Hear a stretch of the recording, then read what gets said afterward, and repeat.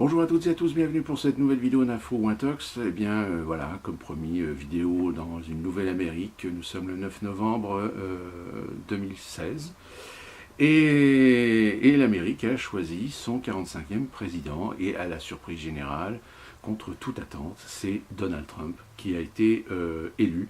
Alors je peux vous garantir que la soirée a été très tendue parce que quand les premiers résultats ont commencé à mettre Donald Trump en avant, il est vrai que c'était pas forcément gagné dans le sens où ce qui était déterminant, c'était les États indécis, c'est-à-dire les États sur lesquels on ne savait pas trop sur quelle tendance ça allait plutôt s'orienter.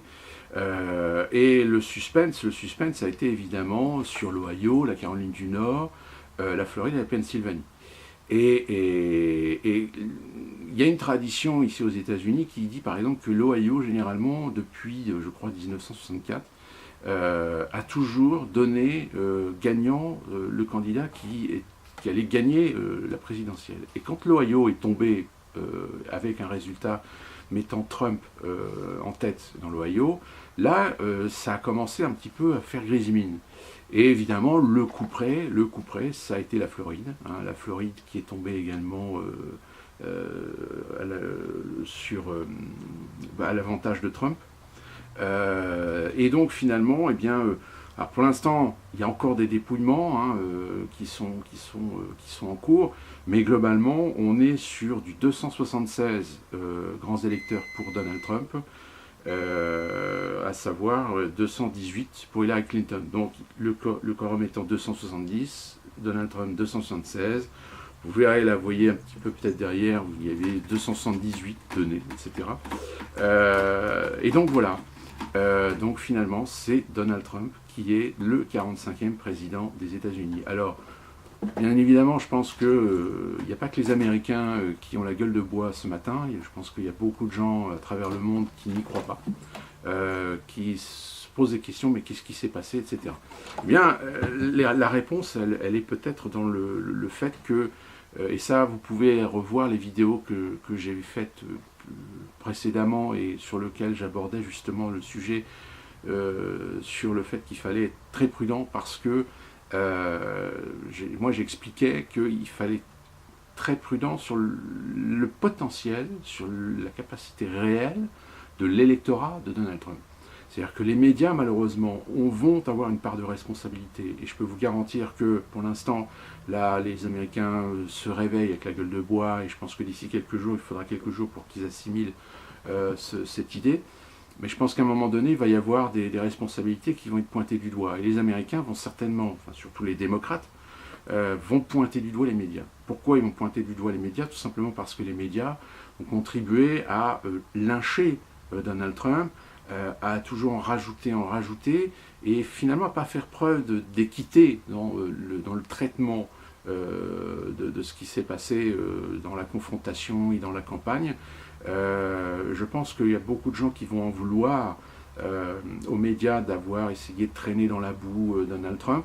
Je tiens juste à préciser que toutes les personnes, toutes les femmes qui l'ont accusé de harcèlement sexuel, Donald Trump a l'intention de porter plainte contre ces personnes. Et déjà, parmi ces personnes, il y a apparemment une des personnes qui s'était plaint contre Donald Trump d'avoir subi des harcèlements sexuels. Finalement, apparemment, elle aurait menti.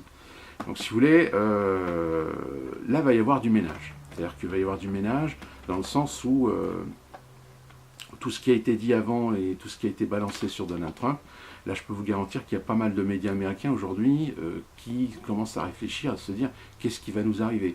Parce que majoritairement toutes les chaînes américaines étaient plus ou moins pour Clinton, parce que de toute façon il fallait mettre Clinton sur un piédestal.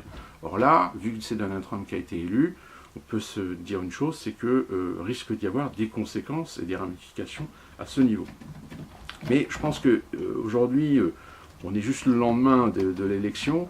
Il faut attendre encore quelques jours pour pouvoir obtenir des chiffres. Ces chiffres, ils vont être très importants parce que moi, je voudrais surtout savoir quel est le taux d'abstention. C'est-à-dire quel taux de participation par rapport à l'abstention, par rapport au nombre d'inscrits. Parce que ce qui va faire la différence, c'est de savoir, je le rappelle, hein, j'avais déjà fait la démonstration, qu'en 2012, Obama a été élu avec les voix d'un Américain sur 5. Un Américain sur 5. Hein, c'est-à-dire que c'est rien. C'est-à-dire que démocratiquement, ça ne devrait même pas être validé, puisque c'est même pas l'expression, au moins de la moitié du peuple américain en âge et en capacité de s'exprimer. Donc là, c'est pareil. Je pense qu'il va y avoir une réflexion ici aux États-Unis sur comment éventuellement éviter que finalement une personnalité puisse atterrir à la Maison-Blanche avec, ça se trouve, peut-être que un quart de l'expression, un quart des votes exprimés sur l'ensemble de la population en âge et en capacité, et pourquoi pas inscrit. Hein, donc ça, c'est quelque chose, je pense que l'abstention, la participation vont être très importants pour vraiment comprendre si finalement Donald Trump n'a pas été élu avec justement cette portion d'Américains qui en ont ras-le-bol, qui ont été déçus par 8 ans d'Obama, et parce que bon, il faut savoir une chose, c'est que, comme je l'ai déjà expliqué, et ça je l'avais expliqué aussi à certains de mes amis américains, j'ai dit attention, il faut savoir une chose, c'est que le bas de la classe moyenne s'en prend plein la gueule, la classe ouvrière est laminée, et puis vous avez aujourd'hui une proportion de gens qui sont dans la merde, qui sont dans la misère, qui sont dans la pauvreté, même s'il y a des prestations sociales, etc. Il faut savoir que pour faire passer l'Obamacare, par exemple, Obama a concédé de réduire considérablement le budget sur les food stamps. Donc c'est-à-dire qu'il y a des millions d'Américains qui se sont fait éjecter des food stamps. Ça a forcément un impact, hein, faut quand même le dire. Donc voilà, il y a des choses que la plupart des Américains ne sont pas conscients, et donc par conséquent ils n'arrivent pas à comprendre pourquoi, et pourquoi il y a des gens qui finalement ont voté Donald Trump. Mais ça c'est pareil, je pense qu'on va essayer de prendre un petit peu de recul pour avoir les idées un petit peu plus claires et essayer d'analyser un petit peu la situation pour mieux comprendre ce qui s'est passé. Ce qui est très intéressant aussi de voir, c'est dans le détail, c'est-à-dire dans les États, comment ça s'est passé. Alors, on pourrait encore dire que oui, mais ça se trouve, Donald Trump est passé, mais sur le fil du rasoir, c'est-à-dire a réussi à gagner des États, mais que finalement la proportion de répartition des votes reste relativement équilibrée, etc. Ce qui n'est pas du tout vrai. Ce qui n'est pas du tout vrai, parce que quand on regarde les chiffres, alors je vais vous donner un exemple. En Alabama, par exemple, hein, le premier État qui vient dans l'ordre, Trump a été élu avec 62% contre 34% pour Hillary Clinton. L'Alaska, 53% pour Trump, 37% pour Hillary Clinton. L'Arizona, où là, en effet, ça a été un État où ça a été un petit peu en ballottage, mais Trump a gagné à 49% contre 45% pour Clinton. Alors l'Arkansas, il faut savoir qu'il y a 50% qui vont à Trump alors que Hillary récolte 33%, et vous avez d'autres candidats également sur l'Arkansas qui ont gratté aussi un petit peu de part de l'électorat. Là par contre en Californie, c'est Hillary Clinton qui a remporté 61% contre 33% sur Trump. Alors attention, là regardez, 33% pour Trump. Pour un État, qui est la Californie, qui est un État profondément ancré dans les idées progressistes, etc., qui se disait plus ou moins contre Trump, etc., 33%, c'est quand même relativement élevé pour la Californie. Donc le Colorado, 47 contre 43, Connecticut, Hillary Clinton l'a remporté à 54% contre 41%. 41, oui, 54-41, ça reste relativement dans des proportions. Le Delaware, 53 contre 41. Le District of Columbia, alors là c'est un très bel exemple. Le District of Columbia, c'est l'endroit où se trouve la capitale, donc Washington. Là évidemment, c'est là où se trouve tout l'establishment, tout l'État profond, etc. Donc là évidemment, Hillary Clinton remporte à 92% contre 4% pour Donald Trump. Et la Floride, 49% finalement pour Donald Trump contre 47% pour Hillary Clinton. La Géorgie qui était aussi attendue, 51% contre 45% pour Hillary Clinton. Hawaï, là ça par contre c'est pareil, c'est une énorme surprise, 62% pour Donald Trump contre 30% pour... ah non, excusez-moi, 62% pour Hillary Clinton et 30% pour Donald Trump. Donc Hawaï est resté donc conforme à son historique politique. Vous avez l'Idaho. Alors l'Idaho, Trump a remporté à 59% contre 27% pour Hillary Clinton. Enfin voilà, on se rend compte que là où Donald Trump a remporté les résultats, on se rend compte que finalement, je vais prendre un autre exemple, vous avez par exemple la Louisiane. La Louisiane, Hillary Clinton n'a remporté que 38,4% contre 58% pour Donald Trump. Mais le problème, c'est que dans la Louisiane, vous aviez d'autres candidats. Vous aviez 2, 4, 6, 8, 10, 11. Vous aviez 11 autres candidats en Louisiane. Donc évidemment, il y a beaucoup d'électorats qui ne voulaient ni voter pour Trump ni voter pour Hillary Clinton, qui se sont reportés sur les autres petits candidats. Donc finalement, Hillary Clinton a perdu des voix à cause de ça. Donc voilà, globalement, je pense que les chiffres sur par État sont très symboliques de ce qui s'est passé, c'est-à-dire que finalement, l'électorat, et ça je l'avais expliqué, c'est qu'il y a une partie de l'électorat démocrate qui déteste Hillary Clinton et qui s'est finalement reporté sur Donald Trump. Et je pense que c'est ça qui a porté préjudice énormément à Hillary Clinton et surtout aux démocrates. Je pense que la grosse erreur des démocrates, c'est à un moment donné, lorsqu'il y a eu la primaire, de se rendre compte que Hillary Clinton n'avait pas la notoriété qu'ils espéraient trouver en elle. Et je pense que la grosse erreur qu'ils ont faite, c'est de ne pas, à un moment donné, peut-être remettre les choses à plat et peut-être changer de stratégie et peut-être permettre à Bernie Sanders d'aller à la place de Hillary Clinton. Parce qu'Hillary Clinton, voilà, c'était la candidate chouchou de l'establishment, la chouchou de l'État profond. Et ben aujourd'hui, ils sont en train de payer leur trop grande confiance en eux, leur trop grande confiance de croire que Hillary Clinton allait forcément être élue parce que les Américains ne voudraient pas de Donald Trump, parce que Donald Trump est une réputation, Donald Trump est un personnage pas forcément apprécié. Sauf que là, les élections ont démontré tout le contraire. Donc là, je pense qu'il y a beaucoup il y a beaucoup de gens profondément ancrés dans les valeurs démocrates qui, pareil, vont certainement se retourner contre les ténors du parti démocrate et vont certainement demander des responsabilités, demander des têtes chez les démocrates pour ne pas avoir, à un moment donné, peut-être remis en question ou repensé un peu leur stratégie et ont été rebis sur l'ongle, tête baissée sur Hillary Clinton, parce que Hillary Clinton c'est un nom, parce que Hillary Clinton c'est une femme, parce que Hillary Clinton c'est l'expérience, etc. Sauf que voilà, le résultat il est là, c'est que ça n'a pas suffi. Ça n'a pas suffi parce que malheureusement Hillary Clinton est aussi le symbole de ce pouvoir de Washington qui en 8 ans avec Obama n'a pas fait grand-chose. Même si finalement Obama n'est pas responsable complètement de ce qui est arrivé, parce que lui aussi a été finalement bloqué, a été finalement mis devant le fait accompli de devoir exécuter des ordres et non pas d'appliquer une politique logique et de bon sens.